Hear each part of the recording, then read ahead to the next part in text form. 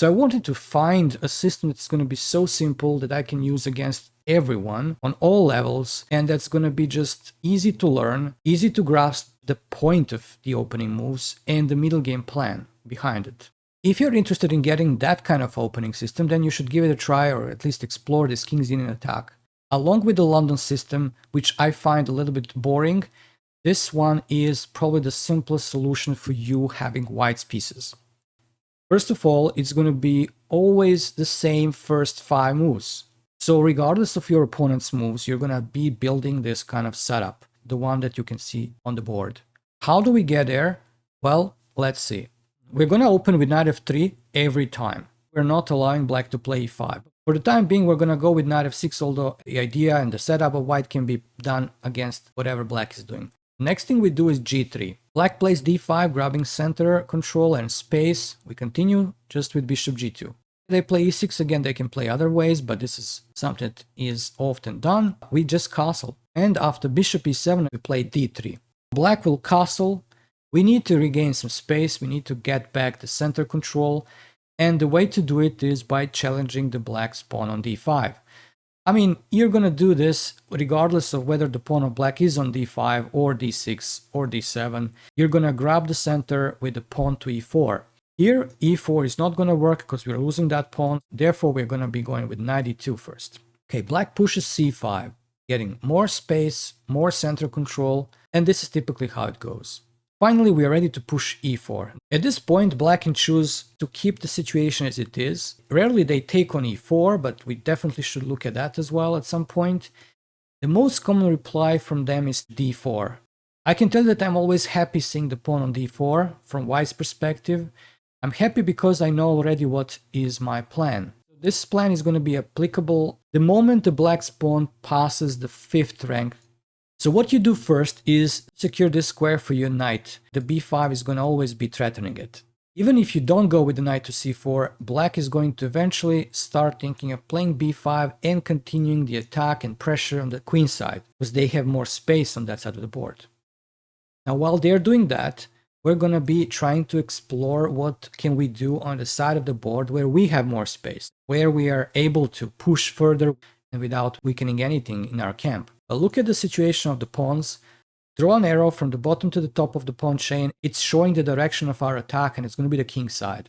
First we need to secure that we have more space than this on the king side, and that's going to happen by moving the f pawn to f4. Well, of course we need to move away the knight from f3 as well. That's the plan overall, but first, as we said, we're gonna try to secure the c4 square for this knight. Typically that's what we do, and also it's gonna slow down black's plan of pushing b5. That means we first go with a4. Black is going to continue the development. We can put the knight on c4. This knight is standing really well here. Let's say black plays something like, say, rook b8, preparing eventually a6, b5. We're gonna move this knight to e1 because we're interested in pushing f4. Say black pushes e5, grabbing more space, bring up this bishop, and hoping that this is going to maybe slow down white from advancing on the king side. However, we are gonna go with f4 anyway, and we're actually threatening to push f5. If we get there, definitely we're gonna go after their king. Now they can choose to allow us to push f5, which would be happening in most of my games throughout my career. People don't know this, and that's another reason for you to try maybe. And they allow f5. You almost never want to allow that thing, because it's gonna smother black's chances completely on the king side, and this king is gonna be in a great danger. But what do we do in case of e takes f? I've been making mistakes in this position when I was young so often. Taking there with a piece like a bishop or the rook, I was thinking that taking with the pawn from g3 to f4 is weakening my king. And actually it was a big misunderstanding of this setup. G takes f is allowing the g file for us to occupy after that with the rook and inflict a lot of pressure against the black's king. Along with that, the pawn on f4 is controlling e5 square, which means that no black piece can actually get to e5. That's another reason for us to take with the g3 to f4. And that's practically all that you need to know when it comes to the King's Indian attack.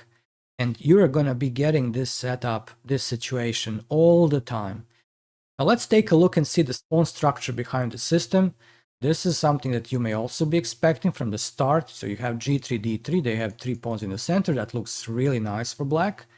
But we're going to be striking in the center, as we said, with the e4. Seeing the position without pieces on the board, because you need to know what's the strategy behind the pawn structure overall, regardless of the situation of the pieces. We'll explore d takes e4, but also d4. In some later phase of this further exploration of this system, we'll see what do we do in case they keep the pawn on d5. But for the time being, you're most likely going to be getting this. As we said, we go with f4. In case they capture, we take with the g-pawn. That's what is going to grant us very good chances on the king side. We don't take with the bishop because we are surrendering the e5 square. We're not controlling the center as we can with the g3 to f4. Going back to this situation of f4, black can also choose to play f6. As we said, we're going to push f5 and then continue with g4, h4, lift the rook from f1 to f2 and put it on g2, and then further g5. Continuing the attack against black's king standing on g8. There is nothing simpler. This is what you do also in King's Indian defense, but only with the black's pieces. Finally, back to this situation of e4. As we said, black can also take this way, and we recapture with the pawn. And that's the situation where you can actually say at first that black has more space thanks to the pawn on c5 versus pawn on c2. But guess what? This pawn on c5 is not standing well, because there is the d5 square that is available for our pieces. We practically have an outpost. And black has no outpost on d4, even though 2 pawns are controlling that square. You can just simply play c3. There is no piece of black that can actually get to d4 nor f4, while our pawn on e4 is actually threatening to bring one of the pieces, most likely one of the knights, to either f5 or d5. If we get to f5, they can still chase us away with g6, weakening their king's position, but if we get the knight to d5, only their pieces can try to evict that knight from this place. So what you do is put the knight on d2, you don't put it on c3 because sometimes this pawn is on d5 and it can chase you away with d4.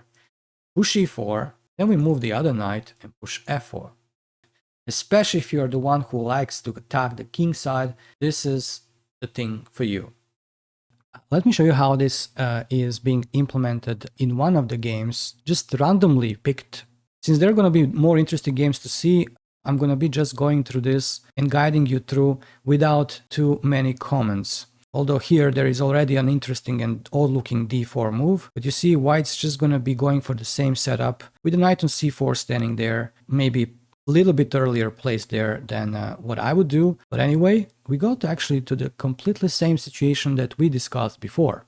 Knight goes to d7 and the knight from f3 goes to d2, e5, f4, f6. And now, a very interesting decision by white. I think this can be actually really seen as a very good example of positional play. White is not pushing f5, not yet, because this bishop is going to be locked completely behind this pawn formation. So what do we do first? Place the bishop on h3, get rid of the bishop, and then we'll be going with f5. And exactly that's what's happening here. f5, g4, rook f2, preparing rook g2 probably. Well, okay, knight f3 is good as well. There is no reason to open anything on the queen side. Black is preparing c4, obviously. We're preparing g5. This is why I said that we're going to be interested in a kingside attack. You can clearly see that happening here. Knight f1 because we're opening for this bishop to support g5. And before we do it, black plays g5. Now, I would go with h4, but that allows black to try to create a fortress on the king side. So white decided to go with immediately resolving that and just opening a little bit the king side. Now, of course, white's plan may be h4, h5 and breaking in on the king side. Also, there is this knight h4 hitting this, provoking g5, after which the f5 square will be interesting for our pieces. We need 2, knight h4, there it is, the pawn on g6 is vulnerable, king g7, taking, and queen d2. Now, this is a very concrete threat, so black needs to respond by playing queen h8. White won after the next move, but I'm not going to reveal that yet. I think it would be good for you to look at it and suggest a move for white in the comment section.